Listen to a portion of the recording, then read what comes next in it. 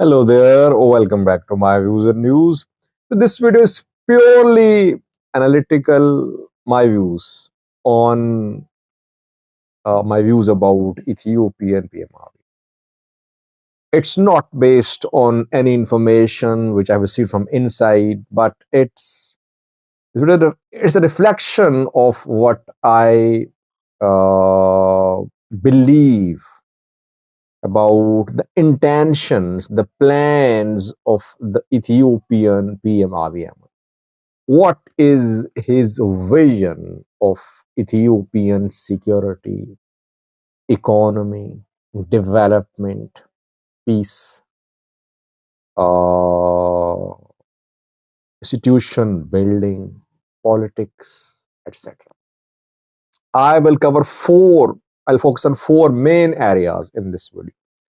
What is the vision and the plan of the Ethiopian PM Abiy about security, internal security, external security? How does he want to achieve this objective? Secondly, what about economy and development? Thirdly, institution building. Fourthly, politics. Again, I would say it's not that government has released some documents and on the basis of the documents I'm making this video. It's purely analytical. It's based on my observations. So I could be right or wrong in your assessment. You're free to comment, free to disagree with me. In comment section, we'll have a live chat too today, so you can discuss this topic in the live chat as well. First point, security. What are the Prime Minister's priorities about Ethiopia? Is security his top priority? Yes. The Prime Minister of Ethiopia believes internally that his country needs a strong military. Maybe it's because of the war which happened in northern Ethiopia. Maybe it's because of the past history of Ethiopia where assassinations happened. Maybe it's because of ongoing conflict in Amhara, but he is determined to build a very strong military.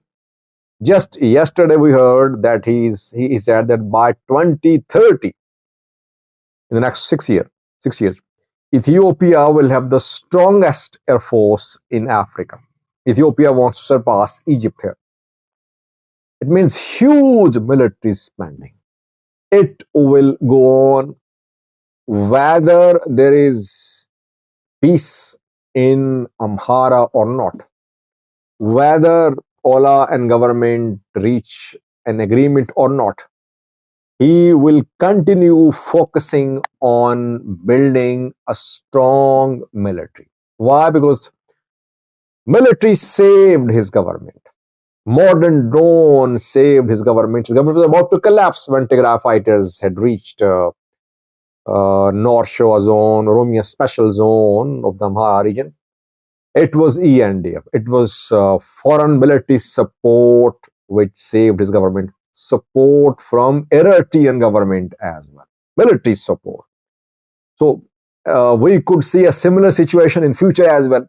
So he knows that his survival lies in building a very strong military. So his first priority is security. You'll see more defense spending. You'll see procurement of modern weapons. You'll see use of force against the groups which don't agree with government's policies, firstly.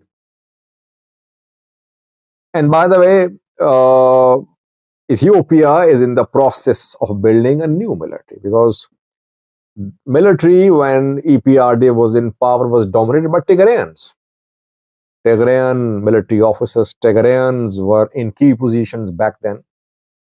Now a military free from Tigrayans is being established.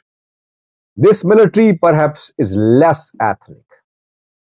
That military under EPRDF was more ethnically dominated by one group.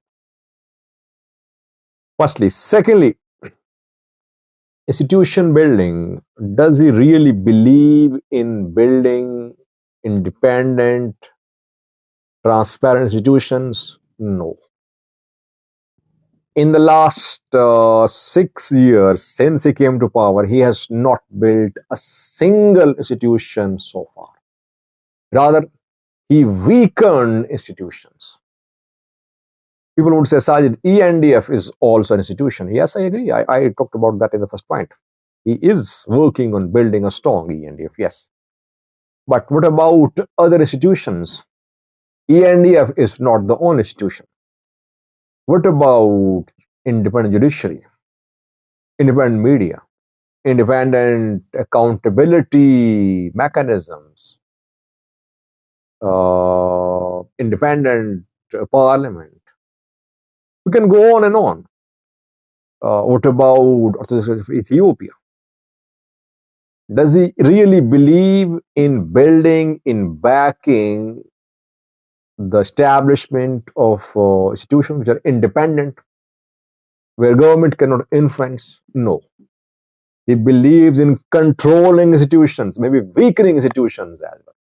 ENDF suits, the strengthening of ENDF suits his government. The day ENDF starts turning into a threat to his government, you will see him change his policy. So I believe he's not serious about building an institution in Ethiopia. He only wants to appoint his blue-eyed people to top positions who he can shuffle whenever he wants to.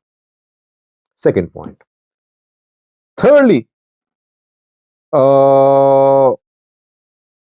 development. His vision of development is that it should be visible. He believes in spending a lot on those projects which are visible. Bridges, roads, highways, parks, resorts, etc., which are presentable too. Because when foreign dignitaries, international diplomats, tourists, diaspora visit Ethiopia, mostly they visit main cities, especially Addis Ababa. That is why he's been spending a lot on Addis Ababa to give it a new shape, a new look. And yes, he's given a new shape to Addis Ababa. No one can deny that. And this is what he quotes as one of his achievements, that he has transformed Addis Ababa into a modern city.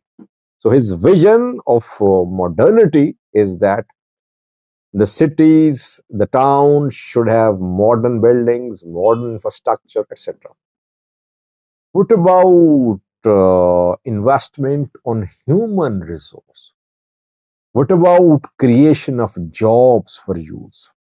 What about providing opportunities to youths to compete with the best in the world in the fields of science, technology, etc.? Here, I think we have not seen his vision on display. He mainly believes that the money should be spent on military and then building projects which are visible, which can be shown. What about conflict resolution? Because there cannot be any development, any progress without conflict resolution. And I think he studied conflict resolution, if I'm not wrong. But is he applying the conflict resolution strategy so that the country could see real development, real reconciliation? So far, he has failed. He could not settle dispute with TPLF. War erupted in 2020. He could not settle dispute between Fano fighters and federal government, a warlike situation in Amhara. He could not settle dispute with Ola fighting on. Though people would say, Sajid, why are you just blaming PM Abiy? I mean, TPLF is to blame as well. Yes, I agree. Both are to blame. TPLF and federal government. Both are to blame. Amhara, Fano, and government. Both are to blame. Ola and Fano, but he's the Ola and government, but he's the Prime Minister. He's the one who is representing Ethiopia as a country. So what is his vision of conflict resolution? Use of force. After weakening armed groups, he wants to use force first, and then he wants to talk to them when they are weak, so that they won't be able to make big demands. What about politics? Does he really believe in building democratic political institutions? Again, no. He held election in 2020, 2021 because back then country was in a war and it was easy for him to influence the election. Opposition was in prison. He ran almost unopposed. He was elected. Election was rejected by international players, but he got himself elected. Same will happen again. You'll see that in a situation of turmoil, internal turmoil, election will be held and he will try to get himself re-elected. What about Oromia card? Because when it comes to discussions about his political strategy, we cannot just overlook that he's from Oromia. So is he using Oromo card to achieve his political objectives? He never speaks as if he is only representing Oromo group. He always talks as if he is a real Ethiopian. Ethnicity has no role in the further government. Perhaps ethnicity has lesser role today than it had years ago, but still his power base is Oromian. And if any time in future he sees that now his survival is in danger, he won't hesitate from using Oromo card. He will try to mobilize people in Oromia in his support. So he is not interested in building an independent democratic institution in the form of a parliament, in the form of opposition political parties, in the form of independent election commission. No, nothing is happening in this direction. Basically, is focusing on security and building infrastructure projects. He's not addressing the root cause of problems in Ethiopia. One of the root cause is a lack of peace, mistrust between ethnic groups, no independent institutions. I can go on and on. These core issues are not being addressed by the Ethiopian PM. Why? Because if he starts addressing these core issues, he will lose his grip, which is becoming tighter with every passing day. His grip on the government, on the affairs of. This is what I believe. Again, I'm open to discussion. You can write your comments in comment section. And you can question me in today's live chat as well. You can share comments in live chats too about this video. Thank you for watching.